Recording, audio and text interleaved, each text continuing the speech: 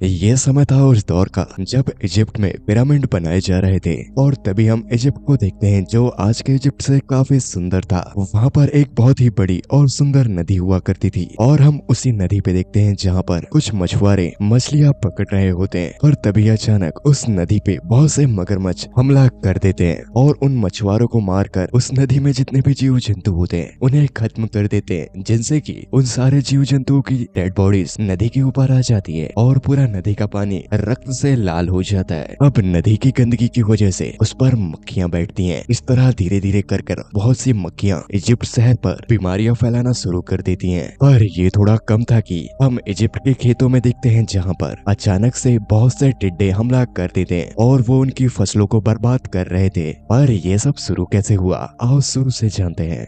ये कहानी उस दौर की है जब इजिप्ट में मूर्तियों और पिरामिडों का निर्माण चल रहा था। उस समय पर राजाओं ने इस काम को पूरा करने के लिए इब्रानी लोगों को गुलाम बनाया और उनसे जबरदस्ती इस काम को कराया गया। वहाँ के राजाओं ने इन इब्रानी गुलामों को 400 सालों से गुलाम बनाए रखा था। और इन इब्रानी गुलामों को इतना वक्त बीत जाने के बाद भी ये लोग अपने मुल्क को नहीं भूले और न ही इन लोगों ने ईश्वर पर भरोसा करना छोड़ा। इन्हें यकीन था ईश्वर पर कि वो इन्हें इस गुलामी से जरूर आजाद कराएंगे। और अब हम इसके बाद राजा के महल पे देखते हैं जहां राजा को खबर मिलती है कि उनके राज्य के सीमाओं पर हित्तियों के सिपाही युद्ध के लिए तैयार हैं। राजा उन पर हमला नहीं करना चाहता, पर राजा को लगता है कि अगर वो उन पर हमला करते हैं तो इनका काफी नुकसान होगा। इस बात के लिए वो अपने दोनों सेनापतियों से राय मांगता है, जिसमें से एक राजा का बेटा रामसेन होता है और दूसरा राजा की बहन का बेटा मूसा होता है। राजा मूसा को बहुत माना करता है। यहाँ पर ये लोग युद्ध के लिए तैयार हो जाते हैं। पर उस दौर में युद्ध में जाने से पहले सगुन अपसगुन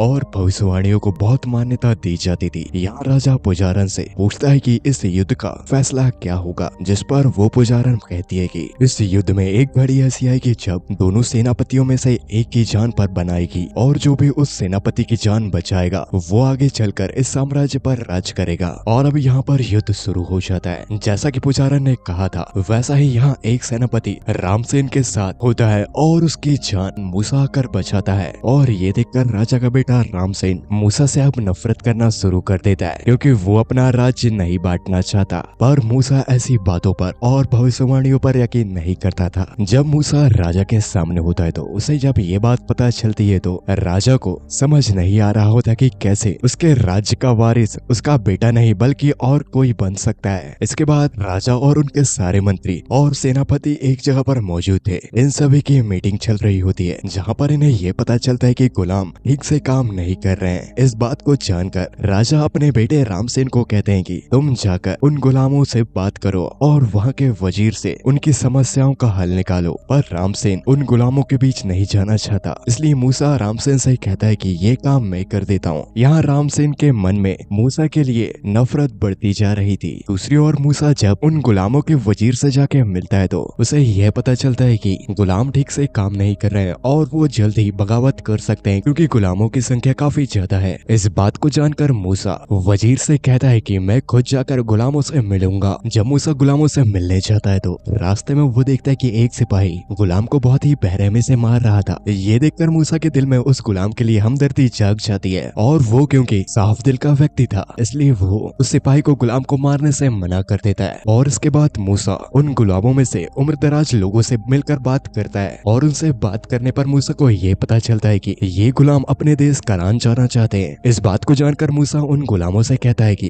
तुम्हारे देश करान में बहुत ज्यादा आतंकवाद है, वहाँ कई कबीले आपस में लड़ा करते हैं और अगर तुम वहाँ जाते हो तो तुम उन कबीले वासियों के हाथों मारे जाओगे। यहाँ मूसा जब उस बुजुर्ग आदमी से उसका नाम पूछता है तो वो बुजुर्ग गुलाम अपना नाम बताने से पहले मूसा का नाम जानना चाहता था और जैसे ही उसे मूसा का नाम पता चलता है तो न जाने क्यों सारे गुलाम मूसा का नाम जानकर काफी खुश होते हैं और फिर एक एक कर वो सारे गुलाम मूसा को अपना नाम बताते हैं। के बाद जब मूसा महल की ओर लौट रहा था तो अभी उसके पास दौड़कर एक गुलाम आता है और उसे एक खुफिया जगह पर मिलने के लिए बुलाता है। और जब मूसा वहाँ जाता है तो वो बूढ़ा आदमी उसे बताता है कि तुम्हें जो बचपन से बताया गया है कि तुम एक सेनापति के बेटे हो, जबकि ये झूठ है। तुम हमारी ही तरह एक गुलाम हो और तुम्हारे माता पिता भी गुलाम ही थे। दरअसल जब तुम्हारा जन्म हुआ उस साल एक भविष्यवाणी हुई थी जिसमें ये बताया गया था कि गुलामों का मसीहा बस जन्म लेने वाला है। इस बात बात को जानकर राजा ने उस साल जितने भी इब्रानी गुलामों के नवजात शिशु पैदा हुए थे उन सभी को एक एक कर मरवाना शुरू कर दिया। और तुम्हारे माता पिता तुम्हें खोना नहीं चाहते थे, इसलिए उन्होंने तुम्हें बचाने के लिए तुम्हें नदी में बहा दिया। और उसी नदी में राजकुमारी स्नान करने जाया करती थी। तुम उस राजकुमारी को मिल गए, तब से ही तुम महल में रह रहे हो उस राजकुमारी के बेटे बनकर। पर मूसा उस बुजुर्ग आदमी की बात को मानने से साफ इनकार कर देता है और वहाँ से जाने लगता है। तभी हम पीछे दो गुलामों को देखते हैं जिन्होंने ये सारी बातें सुन ली थी। उनके मन में लालच आ जाता है और वो सीधा जाकर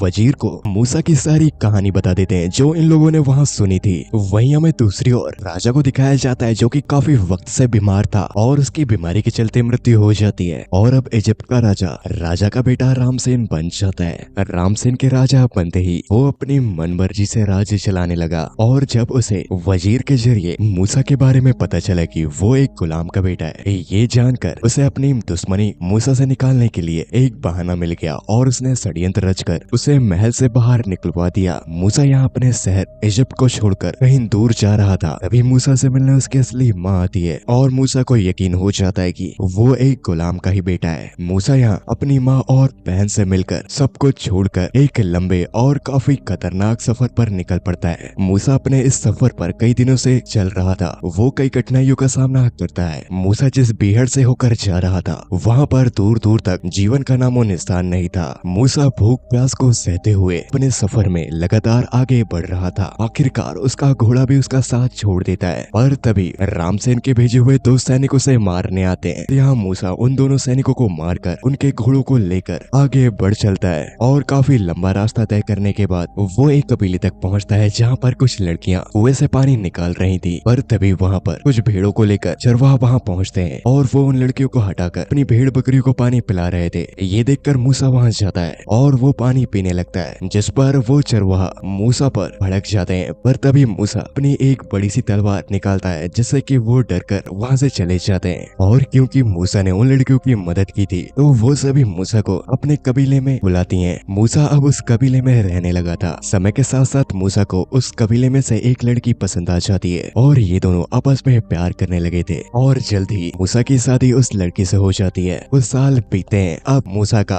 एक बेटा था। मूसा को इस कबीले में आए हुए 9 साल बीत जाते हैं। मूसा यहाँ पर चरवाहा बन चुका था। वो भेड़ बकरियां चराया करता। अब एक दिन जब वो अपनी भेड़ बकरियों को लेकर घर वापस लौट रहा था तो उसकी भेड़ बकरियां एक पहाड़ पर चढ़ जाती हैं, जिस पहाड़ को ये कबीलेवासी पूजा करते थे। उन कबीलेवासियों की मान्यता थी कि इस पहाड़ पर उनके भगवान यानी कि गॉड रहते हैं। तभी मूसा देखता है कि वहाँ अचानक बहुत तेज बारिश होने लगती है और बारिश की वजह से उस पहाड़ के पत्थर नीचे गिरने लगे थे। मूसा उन पत्थरों की चपेट में आकर बेहोश हो जाता है। जब उसकी आंख खुलती है तो वो अपने आप को एक दलदल में फंसा पाता है। तभी मूसा देखता है कि उसके पास ही आग जल रही है और वहाँ पर एक छोटा बच्चा आता है जो मूसा से कहता है कि तुम यहाँ आकर अपने पुराने लोगों को भूल गए जिन्हें तुम्हारी जरूरत है। वो सब के सब तुम्हारा इंतजार कर रहे हैं। वो जानते हैं कि एक दिन उनका मसीहा उन्हें उस गुलामी से जरूर आजाद कराएगा। इन बातों को सुनने के बाद मूसा वहाँ बेहोश हो जाता है। जब उसकी आँख खुलती तो वो अपने घर पर था और वो अपनी बीबी को पहाड़ में हुई सारी घटना के बारे में बताता है। वो उसे कहता है कि वो जरूर ईश्वर थे जिन्होंने मुझे अपने लक्ष्य के बारे में बताया।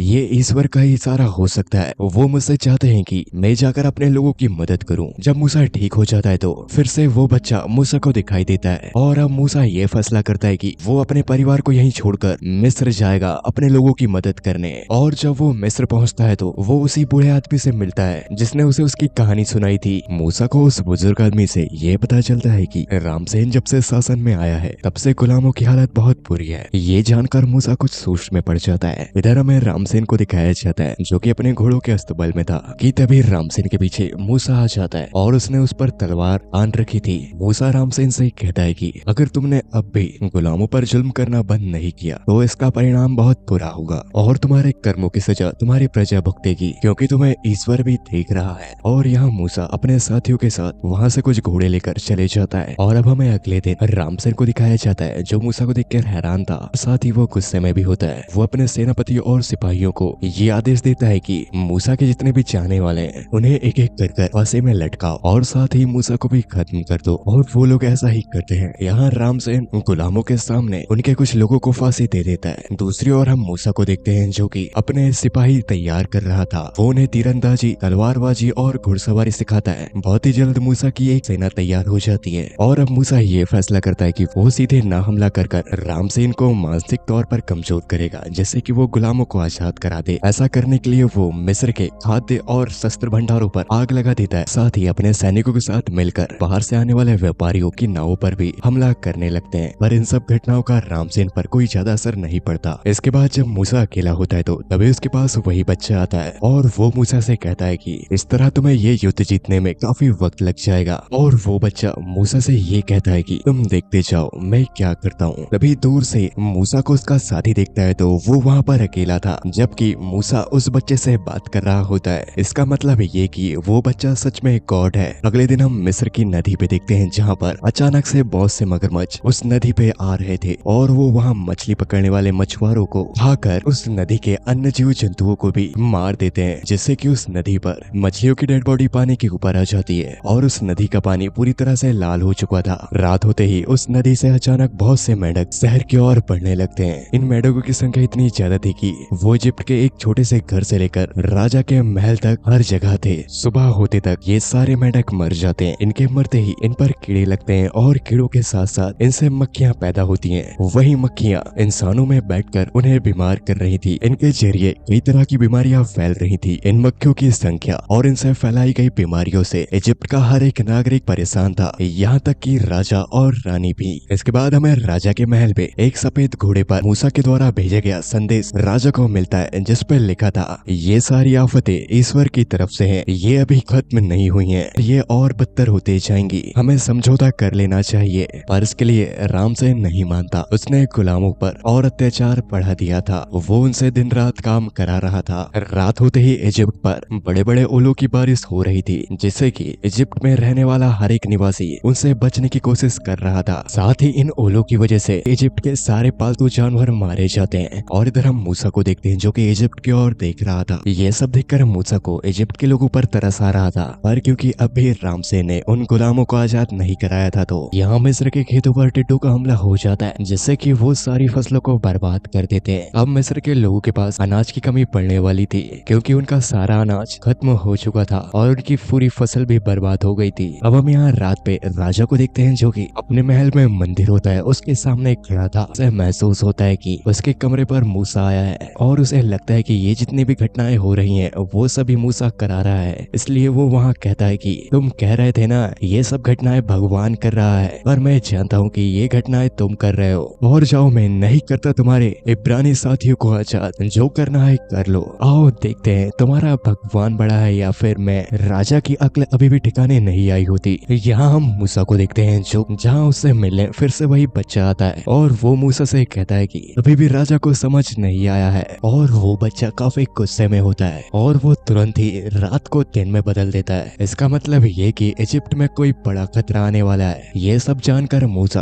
राजा के पास जाता है और उसे समझाने की कोशिश करता है कि अब भी समय है, तुम उन इब्रानी गुलामों को आजाद कर दो, नहीं तो कुछ बुरा हो सकता है। पर राजा मूसा की बात नहीं मानता। अब शाम होते ही, जैसा कि उस बच्चे ने मूसा को बताया था कि शाम होते ही तुम्हें अपने घर पर भेड़ का खून लगा लेना है, तो ये बात मूसा इब्रानी गुलामों को बता देता है और वो सभी इब्रानी गुलाम मूसा की बात को मानते हैं। अब यहाँ रात होते ही एक काली परछाई इजिप्ट की ओर बढ़ रही थी और वो पूरी तरह से इजिप्ट को ढक लेती है। सुबह होते ही इजिप्ट के निवासियों को पता चलता है कि उनके बच्चे मारे गए, यहाँ तक कि राजा का बेटा भी अचानक मर जाता है। पर इब्रानी लोगों के किसी भी बच्चे को कुछ नहीं हुआ था। और ये सब होने के बाद राजा अपने बच्चे की लाश लेकर उन इब्रानी गुलामों के पास जाता है और उन सभी को आजाद कर देता है। 400 सालों से गुलामी में जी रहे इब्रानी लोग आजादी पाकर खुश थे। वह सभी मूसा के साथ इजिप्ट को छोड़कर आगे बढ़ रहे होते हैं, जिनकी संख्या हजारों में थी। इन्हें आगे बढ़ते हुए कुछ दिन बीत जाते हैं। यहाँ राजा को लगता है कि उसे उन इब्रानी लोगों को आजाद नहीं करना था, इसलिए वो अपनी सेना के साथ उन गुलामों के पीछे जा रहा था। राजा और उसके सैनिकों से उन इब्रानी गुलामों का समूह 4 दिन की दूरी पर था। पर यहाँ इन इब्रानी लोगों को और मूसा को पता चल जाता है कि उनके पीछे राजा और उसकी सेना पड़ी हुई है, इसलिए ये लोग तेजी से आगे बढ़ रहे थे। अब इनके सामने एक बहुत ही बड़ा और विशालकाय समुद्र था, जिसे इन्हें पार करके उस पार जाना था। पर यहाँ मूसा को कुछ समझ नहीं आता कि वो कैसे इस समुद्र को पार करेगा। पर मूसा को अगली सुबह ईश्वर का एक इशारा मिलता है और उसे पता चल जाता है कि इन्हें अब उस समुद्र को पार करना है, क्योंकि उस समुद्र का पानी पानी अचानक से कम होना शुरू हो चुका था। मूसा सारे इब्रानी लोगों को अपने पीछे आने के लिए कहता है और वो धीरे धीरे कर उस समुद्र को पार कर रहे थे। इधर हम राजा और उसके सेना को देखते हैं जो कि इनके काफी करीब पहुंच चुकी थी। यहाँ इन इब्रानी गुलामों ने उस समुद्र को पार कर लिया था, पर जैसे ही राजा और उसकी सेना उस समुद्र के पास आती है तो अचानक से उस समुद्र का पानी बढ़ जाता है। ये चीज देखकर राजा के सिपाही डर कर वापस लौट जाते हैं, पर राजा मूसा की ओर बढ़ रहा था। यहाँ मूसा भी राजा की ओर बढ़ रहा होता है, पर पानी बढ़ने की वजह से दोनों ही समुद्र में डूब जाते हैं, पर दोनों के दोनों जिंदा थे। और उसके बाद हमें मूसा को दिखाया जाता है जो कि सारे इब्रानी लोगों को लेकर अपने घर आता है, जहाँ पर उसकी बीवी और बच्चा था। कुछ दिन वहाँ रहने के बाद वो उन सभी के साथ उनके मुल्क करान के लिए निकल पड़ता है, जहाँ हमें यह दिखाया जाता है कि वही छोटा बच्चा यानी कि ईश्वर भी इनके साथ साथ चल रहे हैं। और इसी के साथ एक्सोडस गॉड्स एंड किंग्स यहाँ पर समाप्त हो जाती है।